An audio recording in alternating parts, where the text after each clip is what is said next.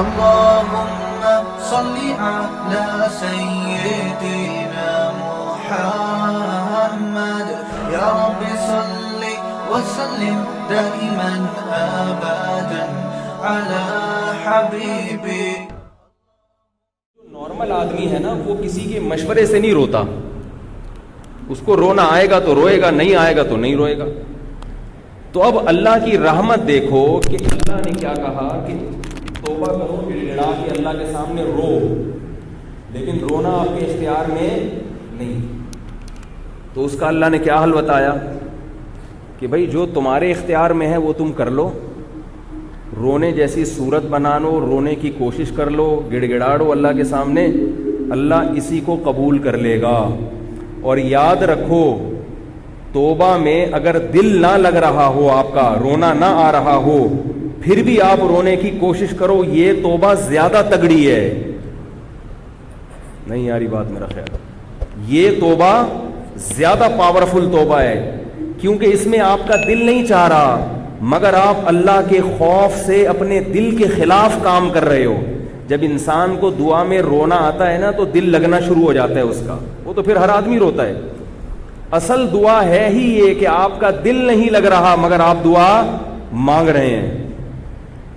حدیث میں آتا ہے, نبی صلی اللہ علیہ وسلم کی حدیث کا مفہوم ہے کہ جو آدمی خوشی کی حالت میں اللہ سے دعائیں مانگتا ہے, اللہ تنگی کی حالت میں بھی اس کی دعاؤں کو قبول کرتے ہیں. کیونکہ تنگی کی حالت میں دعا مانگنا آسان ہے, دل لگ جاتا ہے دعا میں. جب کوئی پریشانی نہ ہو پھر اللہ سے گڑ گڑانا یہ بہت مشکل کام ہے. بھائی پریشانی میں, تنگی میں تو اللہ یاد آ جاتا ہے نا. بچے کو جب کوئی کانٹا چبھتا ہے یا باہر پٹ کے آئے, وہ دوسرے بچوں سے مار کھا کے آئے, تو فوراً ماں کی گود کی طرف بھاگتا ہے کہ نہیں بھاگتا؟ ویسے ماں کو کبھی پکڑائی میں ماں بلاتی رہتی ہے, بیٹا آؤ, بیٹا بات سنو. ابا بلاتے رہتے ہیں, یار کبھی ہم سے بھی بات کر لیا کرو. ہے بھائی, کوئی آتا ہے ابا کی طرف, دوستوں میں جا کے بیٹھیں گے, باپ کو لفٹ نہیں کرائیں گے, ماں کو لفٹ نہیں کرائیں گے. ہاں کوئی مسئلہ ہو گیا ابا یاد آئیں گے, پیسے چاہیے کاروبار کے لیے ابا یاد آئیں گے, بچہ کو کوئی مصیبت ہو گئی اماں یاد آئے گی. بلکہ تو محاورہ ہے, کہہ رہے ہیں میں ایسا تجھے پیٹوں گا کہ تجھے تیری اماں یاد آ جائے گی. پہلے اماں یاد آتی ہیں, پھر نانی بھی یاد آتی ہیں.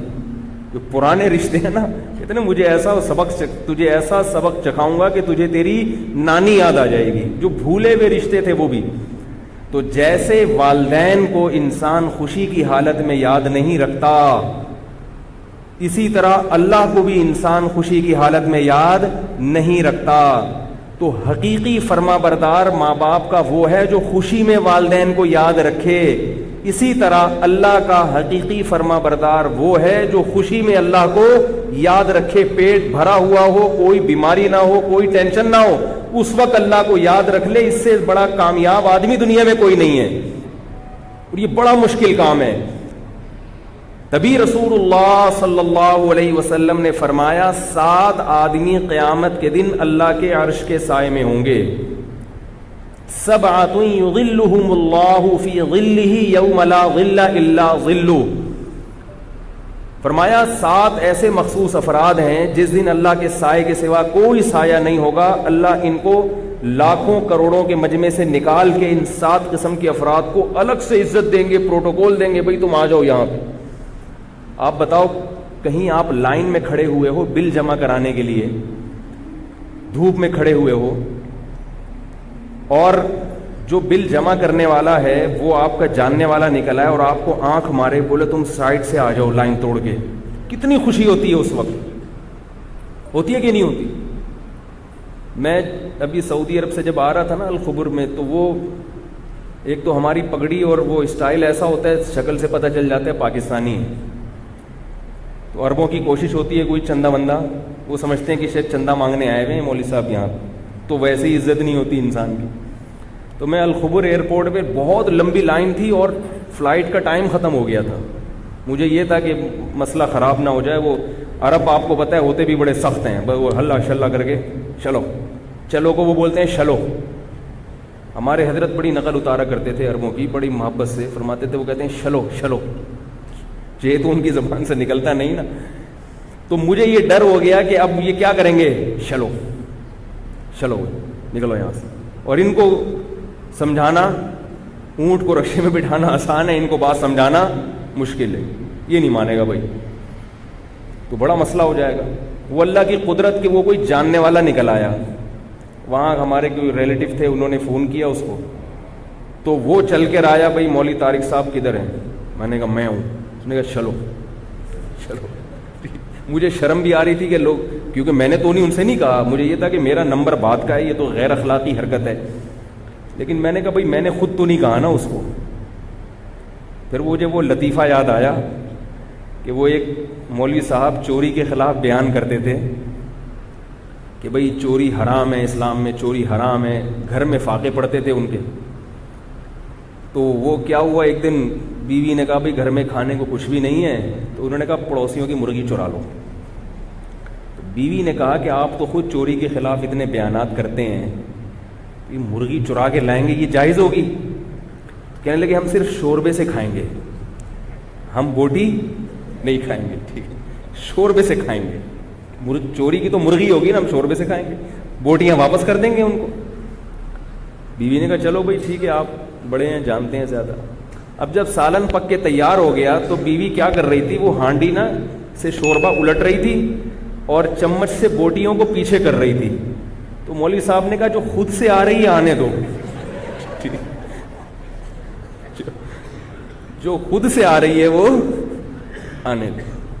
تو ہم نے بھی کہا کہ بھائی ہم نے تو نہیں اس سے کہا نا, وہ خود ہی آنکھ مٹکا کر کے بلا رہا ہے آ جاؤ, تو جو خود سے آ رہا ہے آ جانے. تو ڈر بھی یہ تھا کہ فلائٹ ہی مس نہ ہو جائے نا. تو کیا بات کر رہا تھا یار میں, کہاں سے کہاں چلی جاتی ہے بات. وہ تو 7 آدمیوں کی یہ بات یہاں کہاں سے آ گئی. خیر میں عرض کر رہا تھا کہ رسول اللہ, ہاں میں عرض کر رہا تھا کہ دیکھو آپ لائن میں کھڑے ہوئے ہو, لمبی لائن ہے, آپ کو پتا ہے آدھا گھنٹہ لگے گا, 1 گھنٹہ لگے گا, مگر کس قدر کوفت ہوتی ہے انسان کو. اور ایسے میں کوئی تعلق والا مل جائے اور کہے بھائی سائڈ سے آ جاؤ, آپ کتنی خوشی ہوتی ہے. انسان خوشی بھی ہوتی ہے اور عزت بھی ہو جاتی ہے. اب وہ دوسرے مجھے دیکھ رہے تھے نا کہ یہ جا رہا ہے, لگ رہا ہے کہ یہ کوئی شاہی خاندان کا آدمی ہے, تو وہ عزت بھی ہوتی ہے انسان کی, بھائی یہ کوئی. پھر لوگ ایسے ترس کے دیکھ رہے ہوتے, ترسا کے دیکھ رہے یار ہمارا بھی جگاڑ کرا دو. تو اتنی تھوڑی سی عزت پہ اور اتنی تھوڑی سی ٹینشن ختم ہونے پہ اتنی خوشی ہوتی ہے. آدھا گھنٹہ کی لائن تھی, 1 گھنٹے کی لائن تھی. سوچو میدان حشر میں جہاں ایک دن 1000 سال کے برابر ہوگا, 50,000 سال کے برابر ہوگا, اور لوگ پسینوں میں ڈوبے ہوئے ہوں گے, وہاں فرشتہ آ کے لائن سے لوگوں کو نکالے کہ یہ 7 قسم کے افراد جن کے پاس یہ والا کارڈ ہے, 7 قسم کے افراد وہ سائیڈ پہ ہو جائیں. ان کو اللہ اپنے سائے کے تحت, سائے کے نیچے جگہ دیں گے. جب تک حساب و کتاب ہوگا وہ ایئر کنڈیشن روم میں بیٹھیں گے, ان کا اکرام ہوگا. اور اللہ کا سایہ پتہ نہیں کیا ہو, سایہ کیسا ہوگا, کتنا خوشنما سایہ ہوگا, کیسی اس میں لطف ہوگا, یہ تو اللہ ہی جانتا ہے. تو سوچو اس وقت خوشی کا کیا عالم ہوگا, کیا عالم ہوگا خوشی کا. تو وہ 7 آدمی کون ہیں؟ نبی صلی اللہ علیہ وسلم نے ارشاد فرمایا امام عادل, ایک وہ بادشاہ یا وزیر اعظم یا وہ صدر جو عدل کے ساتھ حکومت کرے.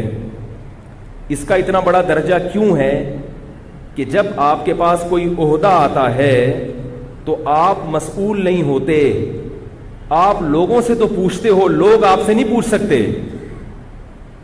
بادشاہ جب آپ کے پاس آ جاتی ہے, اب آپ جو مرضی کرو, آپ کے ہاتھ میں جج بھی ہے, آپ کے ہاتھ میں آرمی بھی ہے. حکمران کیا کرتے ہیں, جج آپ کے خلاف فیصلہ کرنے والا تھا تو جج ہی کو مروا دیا, جج تبدیل کروا دیا. بہت کچھ ہوتا ہے. جس کے پاس طاقت ہوتی ہے اس کے لیے عدل کرنا بڑا مشکل ہوتا ہے, وہ عدل نہیں کرتا.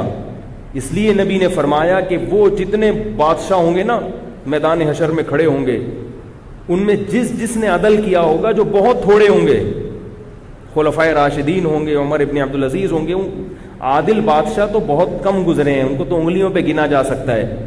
تو آپ صلی اللہ علیہ وسلم نے فرمایا ان لوگوں کو اللہ کیا کریں گے, اپنے عرش کے سائے میں جگہ دیں. ان کو بولیں گے تم لائن سے ہٹ جاؤ, نکل جاؤ. ایسا سختی کا عالم ہوگا کہ لوگ یہ کہیں گے ہمیں جہنم کی آگ میں پھینک دو مگر اس حساب کے میدان سے نکالو ہمیں. انتظار جو ہے نا، انتظار، اس کی کوفت بہت زیادہ ہوتی ہے. انسان کو پتہ ہی نہیں کہ میرا رزلٹ کیا ہے. آپ نے دیکھا ہوگا نا، رزلٹ اناؤنس نہیں ہو رہا تو لوگ کہتے ہیں بھائی ایک طرف تو ہو نا معاملہ. بچہ جب گم جاتا ہے، اللہ نہ کسی کے بچے کو گمائے، گم جاتا ہے تو ماں باپ کیا کہتے ہیں؟ بھائی موت کی خبر آ جائے نا یہ ہمارے لیے آسان ہے. گم جائے تو ساری زندگی انتظار کی کوفت کہ پتہ نہیں کب آئے گا کب آئے گا. تو وہ کہتے ہیں مر جائے یہ آسان ہے، کم از کم تسلی تو ہو جائے گی نا بھائی یہ ہونا تھا. تو میدان حشر کی سختی میں لوگ کہیں گے کہ جہنم میں پھینک دیا جائے ہم کو، کیونکہ وہ تو جہنم دیکھی نہیں ہوگی نا ابھی. اس کوف سے نکالو ہمیں. سوچو اس وقت جب اللہ کی طرف سے اعلان ہوگا کہ عادل امام، اور دوسرا کون؟ فرمایا وَشَابٌ نَشَأَ فِي عِبَادَةِ اللَّهِ عَزَّ وَجَلَّ. عادل امام بننا تو میرے اور آپ کے اختیار میں نہیں ہے. پورے ملک میں ایک صدر ہوتا ہے، ایک وزیر اعظم ہوتا ہے، جو نہ میں ہو سکتا ہوں نہ آپ ہو سکتے. یہ والا آپشن ہمارے پاس، بولو بھائی. اس لیے کہہ رہا ہوں کہیں آپ ایسا نہ ہو کہ جنت کے جانے کے شوق میں وزیر اعظم بننے کی کوشش کرو. کچھ بھی حاصل نہیں ہوگا. میں بھی نہیں بن سکتا اور آپ بھی نہیں بن سکتے. بس جو بننے والے ہیں انہی کو سدھارنے کی کوشش کرو. دوسرا آپشن کیا فرمایا؟ شاب نشأ فی عبادت اللہ عز وجل. وہ نوجوان، شاب کا لفظ کسے پتہ ہے عربی میں کسے کہتے ہیں؟ 15 سال سے لے کر 30 سال. علامہ ابن حجر رحمہ اللہ تعالی لکھتے ہیں شباب کی عمر 15 سال سے شروع ہوتی ہے اور 30 سال تک زمانہ شباب کا چلتا ہے.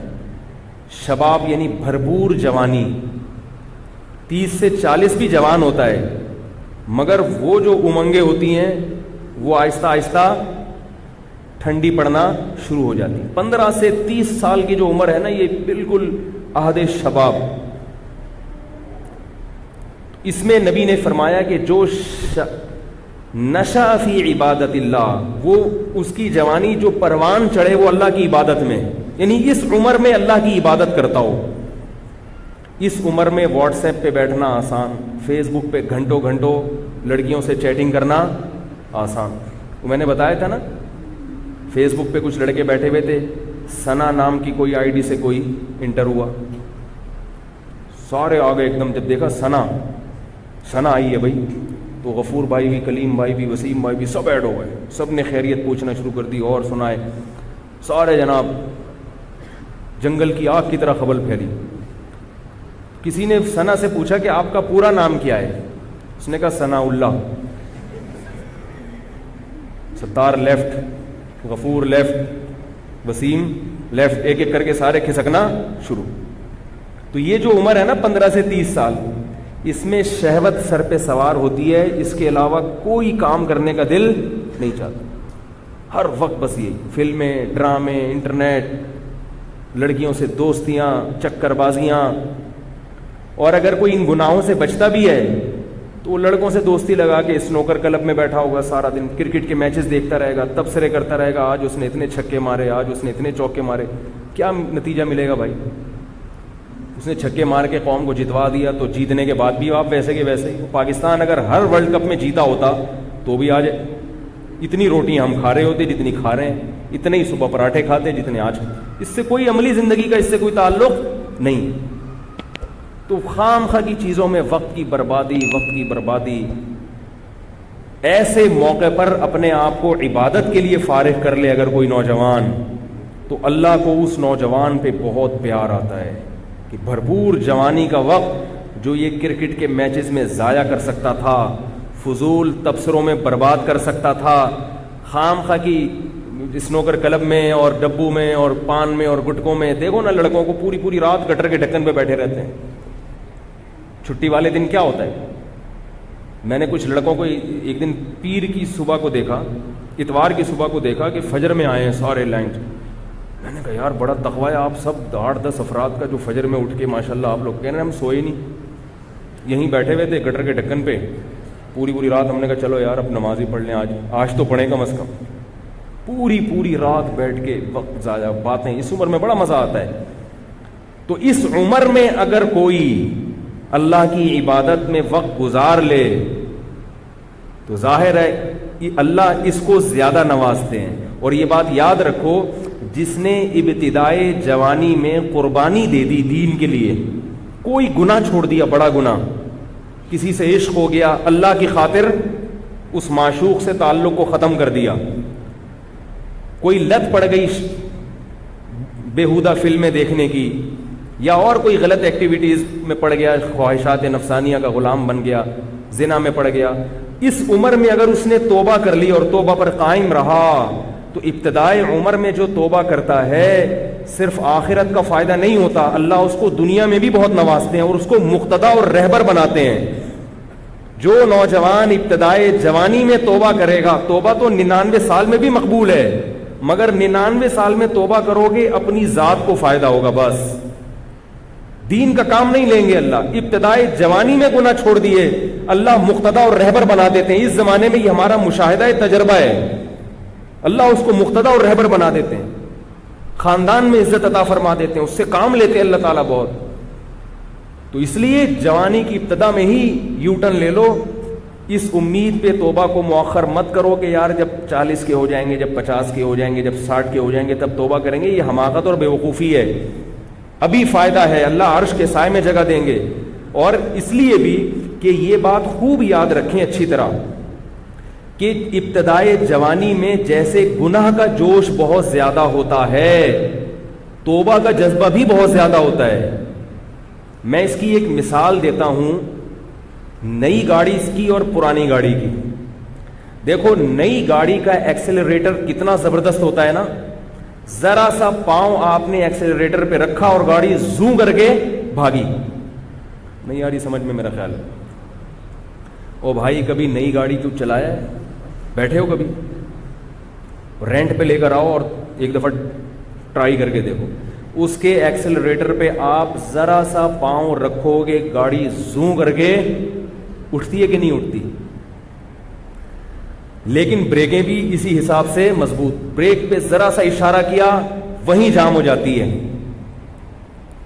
جتنی بھاگنے کی اسپیڈ ہے نا اس کی, رکنے کی رفتار بھی اسی حساب سے. نئی گاڑی کے بریک شو اتنے مضبوط ہوتے ہیں کہ آپ نے اگر بریک پر مکمل پاؤں رکھا, گاڑی قلابازیاں کھا کے گر جائے گی مگر وہیں اسٹاپ ہو جائے گی, وہیں رک جائے گی. وہ جوان آدمی کی مثال بالکل ایسے ہے. اس کے دل میں گناہوں کی جو امنگیں ہوتی ہیں, بد نظری کا دل چاہتا ہے اس کا, کوئی عورت جا رہی ہے دل چاہے گا اب جا کے پکڑ لوں اس کو, میں اسی کے ساتھ رکشے میں بیٹھ کے ایڈریس بتاتے بتاتے گھر تک پہنچ جاتے ہیں اسے. یہ جوان آدمی کی امنگیں ہوتی ہیں. کوئی بےہودہ سین نظر آئے گا فیس بک پہ, انٹرنیٹ پر, دل چاہے گا فلم دیکھوں پوری میں, جوش ایسا ہوتا ہے اس کے اندر, بہت مشکل ہے نظر کی حفاظت. لیکن جتنا اس کے اندر جوش ہے نا, اگر وہ اس خواہش کی مخالفت کرنا چاہے تو اس کی بریکیں بھی اتنی مضبوط ہوتی ہیں. میں نہیں کہہ رہا, یہ بڑے بڑے علماء نے, بزرگوں نے لکھا ہے یہ. اس لیے حضرت حکیم الامہ مولانا اشرف علی تھانوی رحمہ اللہ, جن کو حکیم الامہ اس لیے کہا جاتا تھا, وہ فرماتے ہیں کہ اللہ کی قسم بڑھاپے میں توبہ کرنا بہت مشکل ہے, جوانی میں توبہ کرنا آسان ہے. بڑھاپے میں اعصاب کمزور ہو جاتے ہیں, توبہ کے لیے نفس کی مخالفت چاہیے. بڑھاپے میں اعصاب کمزور ہو گئے, مخالفت نہیں ہوتی انسان سے اپنی.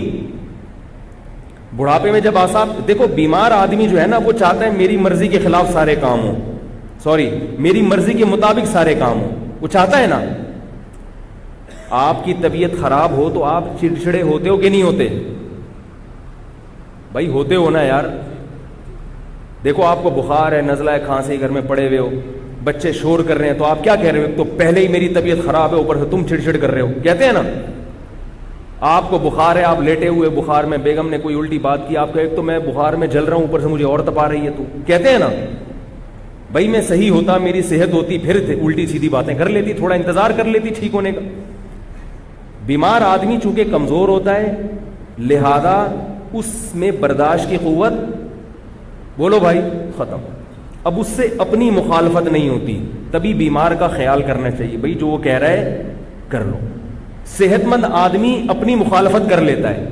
صحت مند آدمی کے گھر میں بچے چیخ رہے ہیں, برداشت کر لے گا, چیخ رہے ہیں تو کوئی بات نہیں, برداشت کر لے گا, جس کی صحت اچھی ہے. ہمارے ایک دوست تھے مدرسے میں, یہ مدرسے کے طلبہ بھی بڑے شرارتی ہوتے ہیں, کچھ ہر ایک نہیں لیکن کچھ نہ کچھ ہر جگہ ہوتے ہیں. وہ کہیں گاؤں سے آئے تو وہ ان کا قد تھا چھوٹا, تو ہمارے کلاس میں 2-3 بڑے شرارتی طلبہ تھے. وہ ان کو نا چھوٹو چھوٹو کہہ کے ہم ان کو منع کرتے تھے یار یہ جائز نہیں ہے, لیکن وہ بس ہر جگہ کچھ 2-3 شرارتی ہوتے ہیں. وہ اس کو چھوٹو چھوٹو کہہ کے نا اس کو غصہ دلاتے تھے. اس کو غصہ آتا تھا. جب اس کو غصہ آتا تھا تو کہتے تھے تمہارے اعصاب کمزور ہیں اس لیے تمہیں غصہ آ رہا ہے.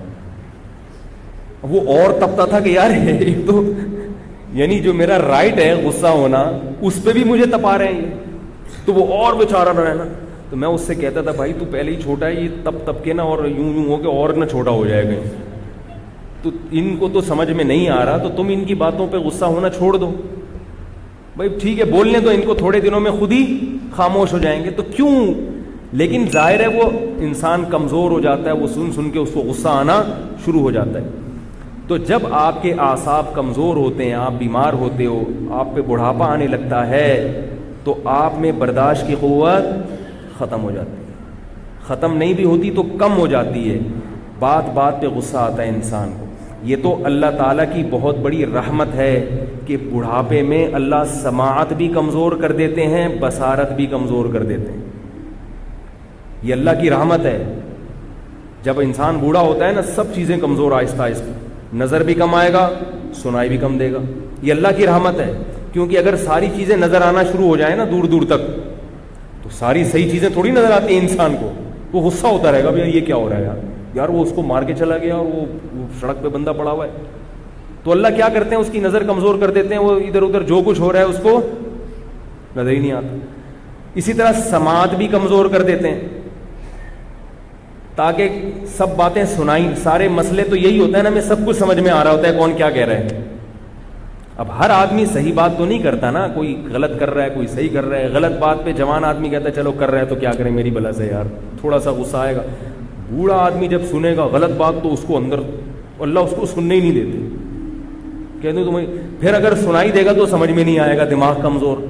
یہ جو بوڑھوں کے دانت کمزور ہوتے ہیں اس میں فائدہ کیا ہے, اگر ان کے دانت ایسے ہو نا جوانوں والے تو وہی انڈے پراٹھے کھانا شروع کر دیں گے, معدے میں ہضم کرنے کی طاقت ختم ہو گئی. تو اللہ دانت ہی گرا دیتے ہیں کہ بھئی اب دلیا کھاؤ, تاکہ یہ سب کے ساتھ ہوگا. میں کسی خدا نخواستہ کسی بزرگ کی توہین نہیں کر رہا, کسی کو میں کوئی توہین مقصد نہیں, یہ تو سب کے ساتھ ہو گئی, تو زمینی حقائق ہیں.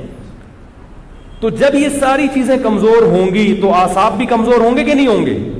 توبہ جو ہے نا یہ بریک ہے, بریک. تو جیسے نئی گاڑی کے ایکسیلیٹر میں بہت طاقت ہوتی ہے, اسپیڈ بہت ہوتی ہے, ایسے ہی بریکیں بھی بہت مضبوط, جدھر لگاؤ گے ادھر ٹھا کر کے رک جائے گی گاڑی. اور پرانی گاڑی میں کیا ہوتا ہے, آپ نے ایکسیلیٹر پہ پاؤں رکھ کے کھڑے ہو گئے, تھوڑا تھوڑا آہستہ آہستہ اٹھنا شروع ہوگی. میرا پرانی گاڑی کا بھی تجربہ ہے. ایک دفعہ میں نے کہیں سے کسی کا جنازہ خرید لیا, کوئی 1975 کی کرولا تھی. انہوں نے بہت ٹوپی کرائی مجھے کہ اتنی زبردست گاڑی. بیچنے والا تو ایسے ہی کرتا ہے نا, وہ ایسے قلابے ملا دیے, ہم نے وہ جنازہ خرید کے لے آیا. بعد میں لوگوں نے کہا تو جنازہ ہے بھائی, کسی کا اٹھا کے لے آیا. اب میں جب اس کے ساتھ گاڑی چلا رہا ہوں, پہلا ٹرائل میں نے لیا, تو میں بریک لگا رہا ہوں تو لگی نہیں رہی. میں نے کہا یار یہ بریک کیوں نہیں لگ رہی. انہوں نے کہا یہ تھوڑا دیر بعد جا کے لگے گی, 4 دفعہ آپ اس کو لگائیں گے تو 5ویں دفعہ میں یہ لگنا. میں اسی وقت اتر گیا, میں نے کہا لے بھائی تو پکڑ گاڑی. سب چیزیں برداشت ہو سکتی ہیں, بریک کے معاملے میں رسک نہیں لے سکتے. کوئی سامنے آ گیا بندہ, 5-6 آپ نے لپیٹ دیے, 6ٹھے پہ جا کے اس کی بریک لگے گی. میں نے کہا تو فری میں بھی دو گے, نہیں لوں گا بھائی میں. تو پرانی گاڑی ہے نا, ایکسیلیٹر نہیں ہے, اسپیڈ نہیں ہے, بہت ٹائم لگائے گی اٹھنے میں. گناہوں کی طرف رغبت نہیں ہے اتنی, مگر تھوڑی سی بھی رغبت اگر پیدا ہو گئی اس کو ختم کرنا پھر بس میں نہیں ہوتا. وہ دل چاہتا ہے کر لوں, اگر نہیں کرو گے اس کی طبیعت میں چڑچڑاپن پیدا ہوگا, ڈسٹرب ہوگا اندر سے, صحت خراب ہوگی اور سر مارے گا کبھی اس دیوار سے کبھی اس دیوار سے جا کے. اس لیے جوانی میں ان گناہوں کی لت کو ختم کر دو تو ہو جائے گی. خدا کی قسم بڑھاپے میں بہت مشکل ہے, بہت مشکل ہے بڑھاپے میں. اور بڑھاپے میں بھی گناہ ہوتے ہیں. حدیث میں آتا ہے نا کہ اللہ قیامت کے دن بوڑھے زانی کی طرف نظر اٹھا کے نہیں دیکھیں گے. اس سے پتہ چلتا ہے کہ بوڑھا بھی زنا کر سکتا ہے. اب بوڑھے میں زنا کیسے کرے گا؟ اس میں تو جسمانی طاقت ختم ہو گئی. ہمارے حضرت فرمایا کرتے تھے جسمانی طاقت تو ختم ہو گئی مگر شہوت کبھی بھی ختم نہیں ہوتی. وہ نہیں کبھی بھی ختم ہوتی, وہ موت تک رہتی ہے انسان کے ساتھ, وہ کبھی بھی ختم نہیں ہوتی. تو اس لیے جوانی میں اگر توبہ کر لی, ابھی جیسے گناہوں کی طرف طبیعت مائل ہے, بریکیں بھی الحمدللہ مضبوط ہیں. ہمارے ایک دوست تھے, ان کو بدنظری کی عادت پڑ گئی. پھر انہوں نے علماء کے بیانات سنے تو انہوں نے مجھے آ کے بتایا کہ اب میں نے اپنے آپ کو چیلنج کیا ہے کہ کسی عورت کو تو دیکھ کے دکھا دے. اپنے آپ کو چیلنج, مقابلہ ہے. یہ چیلنج انسان جوانی میں کرتا ہے کہ بھئی اب تو نظر اٹھا کے دکھا, دیکھتا ہوں تیرے میں کتنا دم ہے.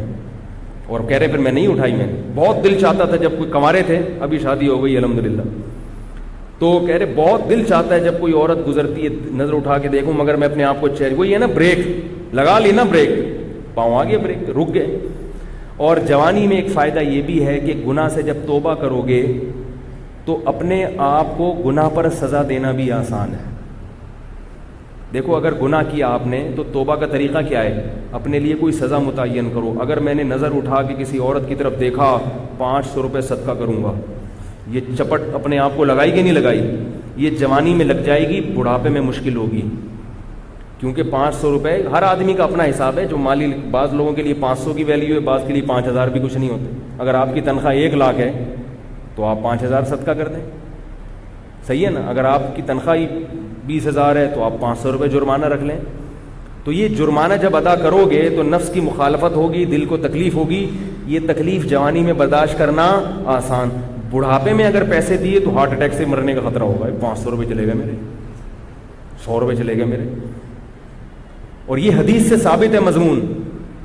نبی صلی اللہ علیہ وسلم, جو میں جتنی باتیں کر رہا ہوں نا یہ قرآن و حدیث سے ثابت ہیں.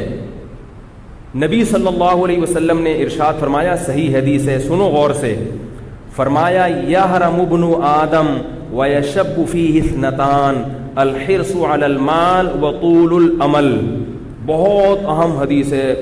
میں سمجھتا ہوں محمد صلی اللہ علیہ وسلم کی نبوت کی بہت بڑی دلیل ہے یہ حدیث.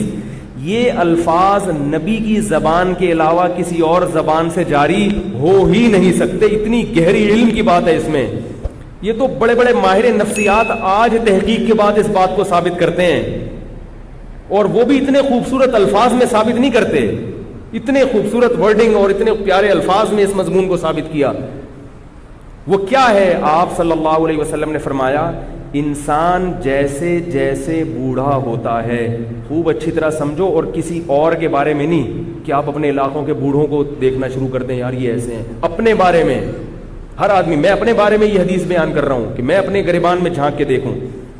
کیا فرمایا نبی نے؟ یحرم ابن آدم, انسان یعنی آدم کی اولاد جیسے جیسے بوڑھی ہوتی ہے, یشب فیہ اثنتان, 2 چیزیں اس میں جوان ہونا شروع ہو جاتی ہیں. دیکھو انسان جب بوڑھا ہوتا ہے تو ہر چیز بوڑھی ہوتی ہے نا, اس کی آنکھیں بھی بوڑھی ہو جائیں گی, سماعت بھی بوڑھی ہو جائے گی, گھٹنے بھی بوڑھے ہو جائیں گے, پاؤں بھی بوڑھے, ہر چیز سے بڑھاپا جھلکتا ہے نا. جذبات بھی بوڑھے ہو جائیں گے, شوق بھی بوڑھے ہو جائیں گے.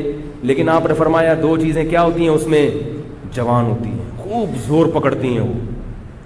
الحرص علی المال, دولت کی محبت. نہیں آ رہی بات؟ حالانکہ وہ تو کم ہونی چاہیے نا بھائی, قبر کے قریب ہو رہا ہے انسان تو دولت کی محبت تو کم ہونی چاہیے, جوانی میں زیادہ ہونی چاہیے. یار ابھی تو میں نے رہنا ہے 20 30 40 سال, اور ابھی تو کھانے پینے کی عمر ہے تو پیسہ کماؤں. لیکن نبی نے کیا فرمایا؟ جوانی میں اتنی نہیں ہوتی جتنی بڑھاپے میں زیادہ ہوتی ہے. وہ تو بوڑھا بیچارہ کما نہیں سکتا, اس لیے وہ اپنی جذبے کو لے کے بیٹھا رہتا ہے, اعصاب میں طاقت نہیں ہوتی. 2 چیزیں جوان ہوتی ہیں, ایک کیا ہے؟ الحرص علی المال, دولت کی محبت. دوسری بات فرمایا طول الامل, لمبی لمبی امیدیں. حالانکہ ہونا بالکل الٹا چاہیے. جوانی میں لمبی امیدیں ہونی چاہیے. بھائی ابھی تو 40 سال رہنا ہے, ابھی تو میں یہ کروں گا, ابھی تو میں یہ کروں گا, ابھی تو میں یہ کروں گا, ابھی تو پھر یوں ہوگا. جوانی میں بھی ہوتی ہیں امیدیں. جیسے جیسے عمر زیادہ ہو دنیا سے امیدیں کم ہونی چاہیے. کیا خیال ہے؟ لیکن آپ نے فرمایا یہ امیدیں بڑھتی ہیں, جوان ہوتی ہیں. یہاں علماء نے ایک بہت گہرا نقطہ بیان کیا ہے. فرمایا اس سے تو انسان کو بوڑھوں کے بارے میں بدگمانی ہوگی. کسی بھی بوڑھے کو آپ دیکھو گے تو شریعت میں تو بوڑھے کا احترام ہے نا. کیا کریں یار, کیسے سمجھائیں؟ اشکال سمجھ میں آ رہا ہے؟ بھائی شریعت میں بوڑھے کا احترام ہے تو ہم کیسے احترام کریں گے بوڑھے کا جب ہمیں یہ پتا ہوگا کہ اس بوڑھے میں 2 برائیاں ہیں. اس میں تو سارے مشائخ, سارے بزرگ, سارے علماء معاذ اللہ لپیٹ میں آ گئے کہ یار جو بھی سفید داڑھی والا ہے بوڑھا ہے, اس میں 2 برائیاں ہیں, ایک دنیا سے محبت اور ایک دولت کی محبت. تو یہ تو بری چیز ہے نا, اس سے تو انسان کو نفرت ہوتی ہے. تو علماء نے بیان کیا کہ حدیث کے الفاظ یہ نہیں ہیں کہ انسان جب بوڑھا ہوتا ہے تو 2 چیزیں پیدا ہوتی ہیں. نہ نہ نہ نہ, 2 چیزیں اس میں جوان ہوتی ہیں. جوان وہی چیز ہوتی ہے جو پیدا پہلے ہو چکی ہو. تو کیا مطلب, اگر جوانی میں یہ چیزیں تھیں تو بڑھاپے میں کم نہیں ہوں گی, بڑھیں گی. جوانی میں تھی ہی نہیں تو پھر بڑھاپے میں جوان نہیں ہوں گی, کیونکہ پیدا ہی نہیں تھی. تو جو چیز ہے ہی نہیں تو وہ جوان اور بوڑھی کہاں سے ہوگی؟ اگلی دفعہ میں فوج کو بلاؤں گا سمجھانے کے لیے. پولیس تو کئی دفعہ بلائی ہے مگر سمجھ میں نہیں آیا. تو اس حدیث سے پتہ کیا چلتا ہے؟ تو کیسے نپے تلے الفاظ ہیں نبوت کے, کوئی حرف بھی نبی کی زبان سے ایسا نہیں نکلا جس کو آپ پکڑ کے اس پہ اعتراض کر سکیں. کوئی حرف نہ ہمارے نبی کی زبان سے ایسا نہیں نکلا. حضرت حکیم اختر صاحب رحمہ اللہ تعالی فرمایا کرتے تھے, علوم نبوت یہ دلیل نبوت ہیں. نبی کی جو تعلیمات ہے نا, یہ تعلیمات خود نبی کے نبی ہونے کی دلیل ہیں. 1400 سال پہلے جب نہ لکھنا پڑھنا آپ صلی اللہ علیہ وسلم جانتے تھے, نہ کوئی ایسی چیزیں سائنس اور ٹیکنالوجی اور ایسے جو ہے فلسفہ وجود میں آیا تھا, اور پیدائشی یتیم ان کی زبان سے اللہ نے کیسے الفاظ نکلوائے. تو اس حدیث سے کیا پتہ چلتا ہے کہ جوانی میں ان 2 برائیوں کو ختم کر لو تو بڑھاپا اچھا گزرے گا. جوانی میں اگر ختم نہیں کی اور یہ سوچا کہ یار ابھی تو میں جوان ہوں, کوئی بات نہیں یار, ابھی تو مجھے امیدیں لگانے دو, 1 پلاٹ میں بحریہ ٹاؤن میں لے لیتا ہوں, 10 پلاٹ گلشن معمار میں لے لو, 2-4 اگر ادھر ہو جائیں تو پھر ایسا کروں گا. شیخ چلی کی طرح منصوبے بنا رہا ہے بیٹھ کے. کسی نے سمجھایا بھائی تو اپنی قبر کو دیکھ. بولا بھائی جب 40, 45, 50 کے ہو جائیں گے ایک قبر کے قریب تو پھر دیکھ لیں گے قبر کو. تو حدیث میں اس نظریے کی نفی ہے کہ نہیں پھر نہیں دیکھے گا. ابھی 20 پلاٹ جمع کرنے کا شوق ہے نا, تو جب تھوڑا بوڑھا ہوگا تو 40 پلاٹ کا شوق پیدا ہو جائے گا. یہ بڑھے گا, کم نہیں ہوگا. ابھی سے ختم کر لو اس کو, ابھی بریک لگا دو. بعد میں بریکیں فیل ہیں. نئی گاڑی ہے, ابھی بریک لگا لو. ٹھیک ہے نا, گاڑی کے پرانا ہونے کا انتظار کرو گے تو بریک شو بھی پرانے ہو چکے ہوں گے. 25-30 بندوں کو مار کے 4تھی دفعہ میں جا کے لگے گی, اور وہ بھی جب لگائے. ورنہ تو آج کل ایسی بریکیں فیل ہوتی ہیں بڑھاپے میں, پھر سیدھا ہی نہیں ہوتا انسان. اس کی ایک اور دلیل جو میں دعویٰ کر رہا ہوں, اس کی ایک اور دلیل, یہ تو حدیث سے دلیل ہے, بزرگوں کے اقوال سے دلیل, ایک مشاہدے سے دلیل. مشاہدہ بھی تو ایک دلیل ہے نا. دیکھو جیسے گناہگار گناہوں سے توبہ کرتا ہے, ایسے ہی کافر جو توبہ کرتا ہے وہ کس جرم سے کرتا ہے؟ کفر سے. یہ بھی تو ایک جرم ہے نا کفر, جس پہ اس کو قربانی دینی پڑتی ہے, اور کافر کی قربانی مسلمان کی قربانی سے زیادہ ہے. کیونکہ کافر جب قربانی دیتا ہے اسے پورا خاندان چھوڑنا پڑتا ہے, اپنا پورا مذہب تبدیل کرنا پڑتا ہے, وراثت سے محروم ہونا پڑتا ہے. ایک عیسائی اگر مسلمان ہو گیا اب اسے عیسائیوں کی وراثت نہیں ملے گی. بیوی کا نکاح, بیوی نے اگر اسلام قبول نہیں کیا نکاح ختم ہو جائے. عیسائی عورت کا تو خیر برقرار رہتا ہے, لیکن اگر اس کے اپوزٹ ہو, مرد جو تھا وہ عورت مسلمان ہو گئی اور مرد عیسائی ہے, اور مرد نے اسلام قبول نہیں کیا, نکاح ختم ہو جائے گا. تو کتنی بڑی قربانی ہے عورت کے لیے, کتنی بڑی قربانی. ہندو کے لیے بہت بڑی قربانی اپنے مذہب کو چھوڑنا, عیسائی کے لیے بہت, اور ان کی عورتوں کے لیے تو اور بڑی قربانی ہے, کیونکہ عورت تو پورے خاندان سے کٹ جاتی ہے, بچوں سے محروم ہو جائے. میں ایسی عورتوں کو جانتا ہوں, عیسائی عورت نے اسلام قبول کیا, بچے باغی ہو گئے, شوہر نے چھوڑ دیا, خاندان نے نکال دیا اس کو, مگر اللہ کے دین پر ڈٹی رہی ہے مضبوطی سے. یہ عورتوں کی قربانی ہے. تو یہ بھی تو بریک ہے نا کہ جس کفر میں اور جس عیاشی میں جا رہے تھے اس عیاشی سے واپس ٹرن لے لیے. تو کافروں میں جو اسلام قبول کرنے کا ریشو ہے وہ 99.99% جوانوں میں ہے، بوڑھوں میں نہیں ہے۔ حالانکہ بوڑھے کے لیے توبہ کرنا آسان ہے، اس نے ساری زندگی شباب کباب میں گزار دی، اب اگر وہ 90 سال میں اسلام قبول کرتا ہے تو اسلامی تعلیمات کو فالو کرنا بہت آسان ہے اس کے لیے۔ سود کھانے کے لیے منہ میں دانت ہی نہیں ہے، اب تو حلال کھانے کے لیے دانت نہیں ہے تو سود کہاں سے کھائے گا وہ؟ شراب پینے کے لیے جگر، شراب کو ہضم کرنے کے لیے جگر میں طاقت ختم ہو گئی، زنا کی ویسے ہی طاقت ختم ہو گئی، اب کیا جا رہا ہے بھائی؟ تو اسلام قبول کر لے، اور اگر خاندان تجھے اول تو نکالے گا نہیں، اس بڑھاپے میں اگر اسلام قبول بھی کر لو گے، لوگ بولیں گے پردادا کا دماغ خراب ہو گیا، کیا کرنا ہے؟ وہ تھوڑی بائیک آؤٹ کریں گے، انہیں ٹھیک ہے بھائی پڑھا رہے وہاں نماز پڑھ لیا کر۔ لیکن بوڑھا ایک بھی میں نے نہیں دیکھا غیر مسلموں نے جس بوڑھے نے اسلام قبول کیا، میرے ہیں ایسے، میں نے اپنی زندگی میں نہیں دیکھا۔ میں نے جتنے غیر مسلم اسلام قبول کرتے ہوئے دیکھے ہیں وہ سب شباب دیکھے ہیں، 15 سے لے کے 30 سال تک، بالکل ابتدائی جوانی میں، حالانکہ ابھی ان کی عیاشی کی عمر شروع ہوتی ہے۔ ان کے مذہب میں شراب کی بھی اجازت، ان کے مذہب میں زنا کی بھی اجازت، ان کے مذہب میں سود کھانے کی بھی اجازت، ان کے مذہب میں عبادت صرف ہفتے میں 1 دن، وہ بھی نہ کرو تو کوئی مسئلہ نہیں۔ اسے پتہ ہے ادھر میں کنورٹ ہوا، اسلام قبول کیا، آگے سنگلاخ چٹانیں ہیں میرے راہ میں کھڑی ہوئی ہیں، اور رمضان کے روزے ہیں، پھر سب سے بڑا تو خاندان کا بائیکاٹ۔ مگر ابتدائی جوانی میں جب عیاشیوں کا وقت تھا وہ توبہ کر کے اسلام قبول کر لیتی، ان کی عورتیں بھی کرتی۔ میں نے بتایا نا کہ ہندو لڑکی کے میرے پاس فون آتے ہیں، مسائل پوچھتی ہے، اس نے ہندو خاندان کی ہندو کی جو بڑی اونچی ذات ہے نا، اونچی ذات جو ہندوؤں کی ہے نا، اس میں اسلام قبول کرنا اور مشکل ہے، کیونکہ وہ نہیں چھوڑتے، وہ مار دیتے ہیں، کہتے ہیں ہم تو بڑے اونچے خاندان کے لوگ ہیں، تم اسلام کیسے قبول کیا؟ اس لڑکی نے، نوعمر لڑکی نے گھر میں اسلام قبول کیا، رمضان کے چھپ کے روزے رکھے اتنی گرمیوں کے، چھپ چھپ کے نمازیں پڑھ رہی ہے۔ ابھی مجھے 1 سال سے رابطے میں نہیں، مجھے نہیں پتا کیا حال ہوا اس کا، لیکن کتنی بڑی قربانی ہے، اس کو کیا مل رہا ہے اس پہ؟ خاندان بھی گیا، اور اس نے مجھے بتایا کہ اگر میرے گھر والوں کو پتا چل گیا تو مجھے جان سے مار دیں گے، جان سے مار دیں گے۔ کسی نے اس کو تبلیغ نہیں کی، خود اس کے دل میں خیال آیا کہ یہ جو ہم اپنے ہاتھ سے پتھر بناتے ہیں، بت بناتے ہیں، صبح و شام انہی کو ہم ہی مٹھائیاں کھلا رہے ہیں، یہ ہمارے معبود کیسے ہو؟ اس نے مجھے اپنے گھر کے نا بت کی تصویر بھیجی تھی، بت رکھا ہوا ہے، مستنڈا بیٹھا ہوا ہے، اس کے سامنے اس کے ابا اماں صبح صبح مٹھائی رکھ کے گئے تھے، اس نے مجھے تصویر بھیجی کہ یہ مٹھائی، یہ ہمارے بھگوان صاحب ہیں، یہ بھگوان کا ساشا ہے، اتنا سا تھا وہ۔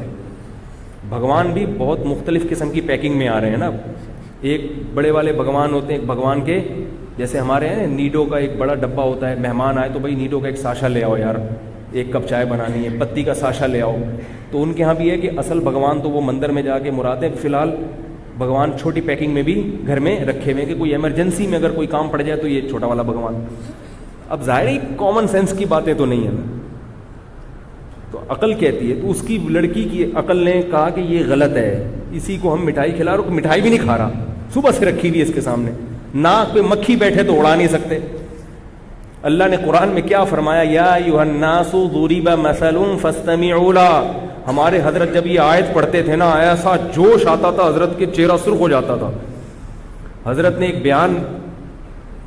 نے ہمارے ایک بیان کیا، تو وہ بیان ہم لوگ لکھا کرتے تھے نا واعظ کی شکل میں، تو حضرت نے وہ بیان جب کیا تو ریکارڈ بھی ہوا وہ بیان، تو حضرت وہ ریکارڈنگ میں آیت میں کہیں اونچ نیچ ہو گئی تو حضرت یہ آیت دوبارہ ریکارڈ کروا رہے تھے۔ تو جب حضرت نے میں بیٹھا ہوا تھا اور ایک اور ہمارے ساتھی تھے، وہ بیٹھے ہوئے تھے حضرت کے سامنے، ہم وہ لکھ رہے تھے آیت، حضرت نے یہ آیت پڑھنا شروع کی، یا ایھا الناس ضرب مثل فاستمعوا له۔ اے لوگو،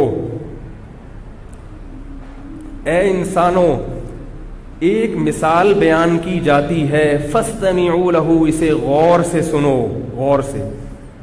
اللہ کیسے پوری دنیا کے سارے انسانوں سے خطاب، ان کو متوجہ کیسے کر رہے ہیں اپنی طرف؟ اے لوگوں، صرف مثال بیان کر رہا ہوں میں، اسے غور سے سنو، غور سے۔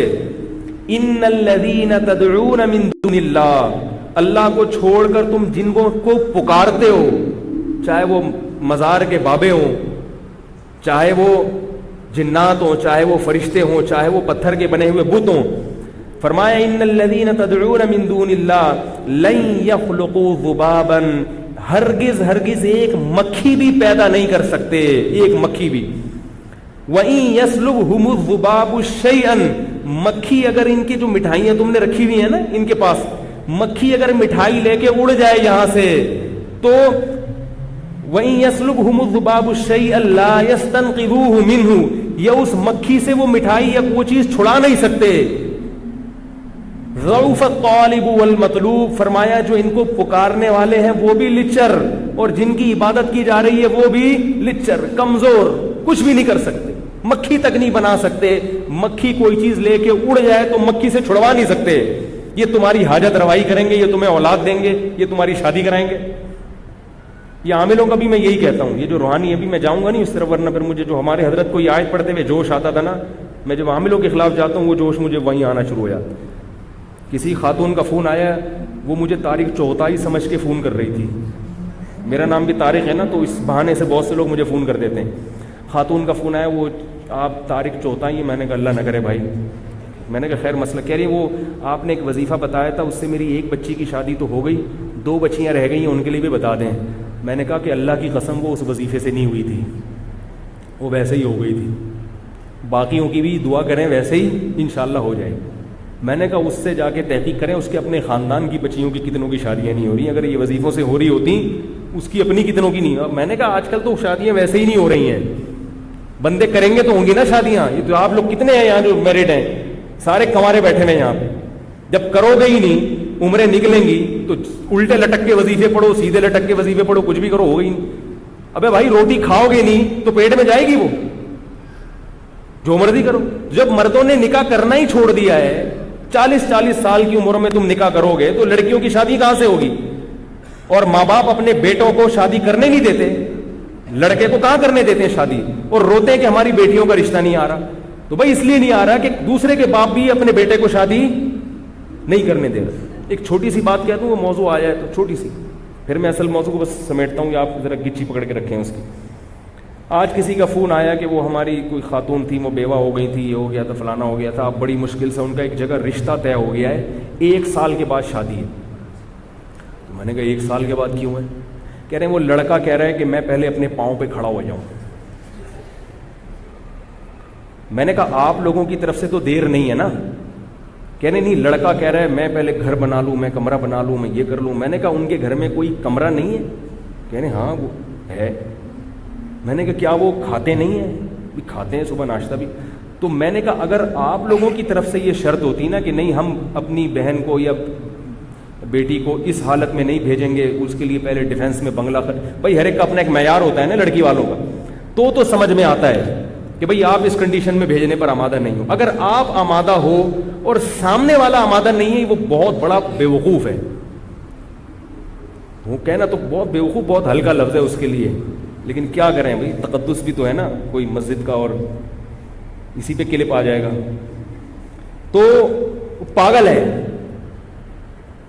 بھائی. جب مرد کو عورت کی ضرورت زیادہ ہوتی ہے, میں نے کہا 1 سال وہ بندہ بیوی کے بغیر, عورت کے بغیر گزارا کیسے کرے گا؟ ہماری سمجھ میں نہیں آتا بھائی.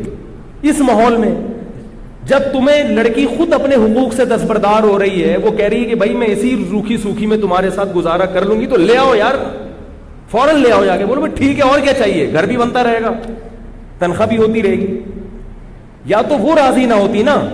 تو میں نے ان کو فون پہ کہا, میں نے کہا اللہ کا بہت بڑا فضل ہو گیا کہ اللہ نے مجھے مولوی بنا دیا, ورنہ میں بھی ایسا مکھنچو ہوتا. معاشرہ تو ایسے ہی لوگ پیدا کر رہا ہے. کیسے 1 سال خدا کی قسم روزے رکھ کے گزارا ہو سکتا ہے؟ میرا یہ نظریہ ہے. اس ماحول, اس معاشرے میں عورت کے بغیر 1 سال گزارا ہو جائے, اور آدمی بھی جوان ہو, اور ہو بھی آدمی بھی ہو, اور 1 سال عورت کے بغیر وہ گزارا کر لے, اس کو لیبارٹری میں لے جا کے رکھ دو, اس کو گینز بک آف ورلڈ میں اس کا نام لکھوا دو. کیسے گزارا کرے گا؟ یہ زندگی کا ہر وقت کی ٹینشن ہے. یہ تو خواہشات نفسانی جو ہے, یہ شہوت ہے, تو جسم کی ریکوائرمنٹ ہے. جیسے بھوک لگتی ہے نا, چاہے کتنے نیک ہو, کتنے پرہیزگار ہو, بھوک تو لگے گی بھائی. چاہے تبلیغ میں چلے لگا لو, 4 مہینے لگا لو, اور ڈبل ہو جائے گی بھوک. تبلیغ میں نکل کے آدمی واقعی میدا بڑا ٹائٹ ہو جاتا ہے, ڈبل کھانا کھاتا ہے. اس کو ختم نہیں کر سکتے, صحابہ نہیں ختم کر سکے تھے بھائی. عثمان ابن مظعون رضی اللہ تعالی عنہ سفر میں ہوتے تھے, کہتے تھے ہم بیوی کے بغیر سفر کرتے تھے، ہم پہ بہت شہوت سوار ہو جاتی تھی، ہم بہت پریشان ہوتے تھے۔ صحابی جو نبی کی صحبت اٹھاتے ہیں اتنے پریشان ہو گئے کہ انہوں نے نبی سے اجازت مانگی کہ یا رسول اللہ آپ ہمیں اجازت دیں، ہم کوئی ایسی چیز کھائیں کہ ہم خسی ہو جائیں، نامرد ہو جائیں، ہم سے گزارا نہیں ہوتا عورت کے بغیر سفر میں۔ تو آپ صلی اللہ علیہ وسلم نے فرمایا کہ نہیں، تمہیں خسی ہونے کی اجازت نہیں ہے۔ کیا فرمایا؟ تزوجوا الودود الولود فإنی مباہی بکم الامم، فرمایا نکاح کرو۔ نکاح کیا مطلب؟ سفر میں کر لو کسی سے نکاح، یہ نہیں کہ ابھی جائیں گے تو پھر اس 6 مہینے استخارے نکالیں گے، پھر لڑکی والے آئیں گے تو پھر لڑکے والے جائیں گے، اتنا ٹائم نہیں ہے بھائی، اتنا ٹائم نہیں ہے۔ سفر میں گئے ہو، کوئی رشتہ میسر ہے، شادی کرو، گھر میں فون کر کے ابا کو بتا دو ہو گئی ہے، ہو گئی۔ صحابہ کا ایسا ہی ہوتا تھا، ابا ہو گئی۔ آج پتہ نہیں کیا عذاب بنا لیا اللہ کے بندو، 1 سال کیسے گزارا کرتے ہو خدا کی قسم میری سمجھ میں نہیں آتی۔ یا تو کوئی بہت نیک ہے، اتنا نیٹ کلین پاک صاف ہے، ایسا ہے تو مجھے بتاؤ، میں اس سے اصلاحی تعلق قائم کرنا چاہتا ہوں بھائی۔ ہمیں تو ایسے لوگ چاہیے، بیوی کے بغیر بھی رہیں 1 سال اور جوان بھی ہوں اور پھر بھی گناہ کا ان کے دل میں خیال نہ آئے، اور ایسے پاک صاف زندگی۔ یا تو وہ کچھ اور مخلوق ہے، کسی اور جنس کا آدمی ہے، یا وہ بہت نیک ہے، میں اس سے بیعت ہونا چاہتا ہوں، میں بیعت ہونا چاہتا ہوں۔ بھائی ہم بھی اسی معاشرے کے انسان ہیں، تو کیسے پاگل پنا ہے کہ میرا بھی کمرہ، بھائی تمہیں جب کوئی نعمت مل رہی ہے، یہ ایسے ہی ہے جیسے روٹی سامنے رکھی ہوئی آپ کے، روٹی کہہ رہی ہے کہ مجھے کھا لو، اور آپ کو بھوک بھی لگ رہی ہے، اور آپ کو نہیں میں نہیں کھا رہا، میں پہلے ڈیفینس میں ایک بنگلہ بناؤں گا، اس کی چھت پہ ایک ہوٹل بناؤں گا، وہاں بیٹھ کے کھاؤں گا۔ تو آپ اپنا ہی نقصان کر رہے ہو نا، جو 1 سال آپ کو صبر کرنا پڑے گا، یہ خود اپنے لیے ٹینشن ہے۔ اور یہ بات یاد رکھو، یہ حیا کے خلاف ہے، مگر ایک سائنسی حقیقت ہے، اس لیے بتا رہا ہوں میں کہ نکاح میں جتنی تاخیر کرو گے نا، سیکچول پاور اتنی کم ہوتی چلی جائے گی، کیونکہ انسان کی جو قوت استعمال نہیں ہوتی وہ قوت آہستہ آہستہ کم ہو جاتی ہے، فارغ ہوتے چلے جاؤ گے۔ یہ ایک میڈیکلی آپ کو جسمانی نقصان ہوتا ہے، کیونکہ جو قوت آپ کی استعمال نہیں ہو رہی نیچرل طریقے سے، گناہوں میں نہیں، حلال اور نیچرل جو طریقہ ہے، اگر نہیں ہوگی تو آہستہ آہستہ آپ کی جسم اس معاملے میں کمزور، اوپر سے بڑے ہٹے کٹے ہو گئے، باڈی بلڈر بنا ہوا ہے، کٹس دکھا رہا ہے لوگوں کو، لیکن اندر سے کیا ہو جائے گا؟ مردانہ قوت اس میں آہستہ آہستہ ختم ہو جائے گی، کیونکہ جو قوت استعمال نہیں ہو رہی تو وہ قوت ختم ہو جاتی ہے۔ آپ چلنا چھوڑ دو تو آپ کی ٹانگیں مفلوج ہو جائیں گی کہ نہیں ہو جائیں گی؟ کیونکہ ٹانگوں کا کام ہے چلنا، اگر آپ نے ٹانگوں سے چلنے کا کام نہیں لیا تو ٹانگیں کیا ہو جائیں گی؟ سننا چھوڑ دو گے تو سماعت ختم ہو جائے گی، دیکھنا چھوڑ دو گے بصارت ختم ہو جائے گی۔ تو اسی طرح اللہ نے جو انسان میں ایک ڈیزائرز رکھی ہیں، اگر یہ استعمال نہیں ہوں گی تو آہستہ آہستہ کمزور ہوتے چلے جاؤ۔ خیر میں جلدی سے وہ موضوع سمیٹتا ہوں، کیا بات چلی؟ تو میں یہ عرض کر رہا تھا کہ نبی صلی اللہ علیہ وسلم نے کیا فرمایا کہ بڑھاپے میں یہ 2 چیزیں جوان ہوتی ہیں، تو اس لیے جوانی میں ختم کر لو تو فائدے میں رہو گے۔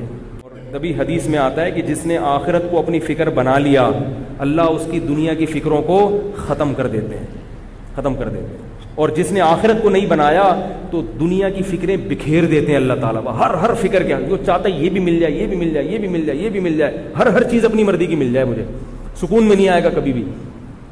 تو اس لیے اللہ نے قرآن مجید میں فرما دیا کہ اللہ نے تمہیں اس لیے بنایا کہ وہ دیکھنا چاہتا ہے تم اچھا عمل کرتے ہو، اور وہ عزیز ہے، انتقام بھی لے سکتا ہے، اور اگر توبہ کر لو تو غفور بھی ہے۔ تو بڑھاپے میں بھی توبہ قبول ہے، یہ مطلب نہیں ہے، لیکن جوانی میں آسان ہے، اس لیے کہہ رہا ہوں۔ باقی اگر کسی کے جوانی کا وقت گزر گیا تو بھائی توبہ کا دروازہ تو کھلا ہوا ہے۔ ایک 99 سال کا بوڑھا ایک تابعی کے پاس آیا، غالباً حضرت سفیان ثوری رحمۃ اللہ علیہ تھے یا کوئی دوسرے بزرگ تھے، ان کے پاس آ کے کہنے لگا کہ میں توبہ کرنا چاہتا ہوں۔